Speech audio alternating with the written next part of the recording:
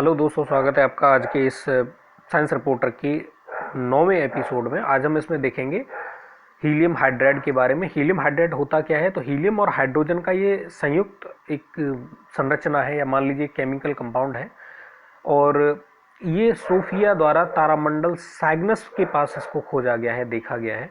अब सोफिया क्या है?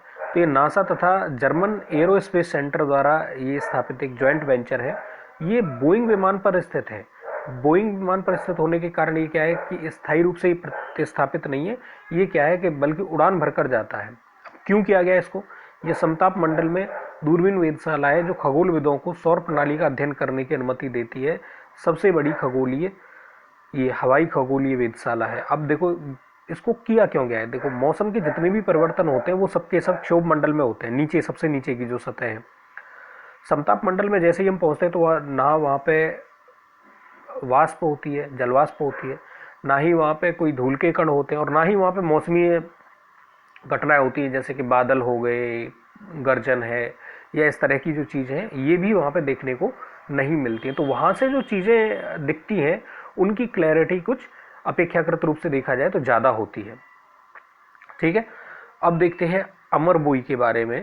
तो अमरबोई क्या है? ये बंगाल में सबसे छोटा लकड़ी जीवाश्म पार्क है। तो है कहाँ पर? ये बंगाल में है। और ये चीज़ क्या है? लकड़ी जीवाश्म पार्क। अब जीवाश्म क्या होते हैं? देखो, पुराने ज़माने में जब जो भी कार्बनिक चीज़ें थी, जीव जंतु पेड़ पौधे आदि थे, अगर वो किसी ऐसी जगह पे दब जाते हैं जहाँ पर कि किसी वजह से मान लीजिए सड़ नहीं पाते, या वहाँ पे पानी की जो कमी है अगर वो रहती है, और वो किसी ठोस चट्टान या ऐसी जगह पे दब गई, जैसे कोई रेगिस्तानी इलाका है, कोई पत्थर है, या जहाँ पे कुल मिला के ये कि अगर पानी की कमी है और ऐसी जगह पे अगर चीज़ें दब गई हैं तो वो आकर के वो बदल करके रूपांतरित होकर वो क्या बनेंगी?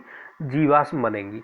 अगर मान लीजिए वो ऐसी जगह पे दब गई हैं जैसे कि नमी तो है लेकिन पूरी तरह से पानी भी भरा हुआ नहीं है, वहाँ पे जाकर के अगर वो, और वहाँ पे थोड़ी सी उनको क्या है, एयर की मात्रा भी मिल रही है, वहाँ पे अगर सड़न हो रही है तो वो क्या बनते हैं? वो कोयला में परिवर्तित हो जाते हैं। और अगर मान लीजिए कोई ऐसी है कि जहाँ पे नीचे क्या हो, एक अपारगम्य चट्टान हो, बीच में क्या हो, एक पारगम्य चट्टान हो, और ऊपर से फिर क्या हो, रेत मिट्टी वगैरह ये सारी चीज़ें हो, तो वहाँ पे अगर मान लीजिए पानी की मात्रा के साथ अगर सड़न होती है तो उसका क्या बनता है? पेट्रोलियम बनता है। तो ये तीनों चीज़ें एक ही हैं, बस ये है कि इनकी किस प्रक्रिया के थ्रू बने हुए हैं। तो जो जीवाश्म पार्क, जो जीवाश्म होते हैं वो बिल्कुल उसी वस्तु के ही समान दिखते हैं, जैसे हमें डायनासोर की हड्डियां मिली हैं या आदि मानव के कुछ कंकाल हमको मिले हैं। तो ये सारी की सारी चीज़ें जीवाश्म हैं और ये उसी फॉर्म में रहती हैं, बस पत्थर में ये कन्वर्ट हो जाती है, लेकिन दिखती लगभग लगभग उसी तरह की हड्डी डुमा, या जो आकृति होती है उस जीव की, उसी टाइप की दिखती है। चलिए अब आगे देखते हैं। पेट्रिफिकेशन, ऐसी घटना जिसके द्वारा कार्बनिक पदार्थ मूल सामग्री के प्रतिस्थापन के माध्यम से जीवाश्म बन जाता है। अब इस घटना को क्या बोला जाता है जब कोई एक जीवाश्म बनता है? पेट्रिफिकेशन। पेट्रिफिकेशन से ही पेट्रोलियम बनता है, पेट्रिफिकेशन से ही कोयला बनता है, पेट्रिफिकेशन से ही कोई क्या बनता है? जीवाश्म बनता है। मैंने आपको तीनों कंडीशंस बता दी कब कब बनता है। चलिए अब आगे लास्ट पॉइंट इसमें देखते हैं। नेपच्यूनियम रेगिस्तान, ये क्या है? ये तारों के पास का क्षेत्र है जहां नेपच्यून के आकार का कोई ग्रह नहीं पाया जाता है। कोई एक तारा है, उसके चारों तरफ का ऐसा क्षेत्र जहां पे नेपच्यून के आकार का अगर कोई ग्रह नहीं है तो उसको हम क्या बोलेंगे?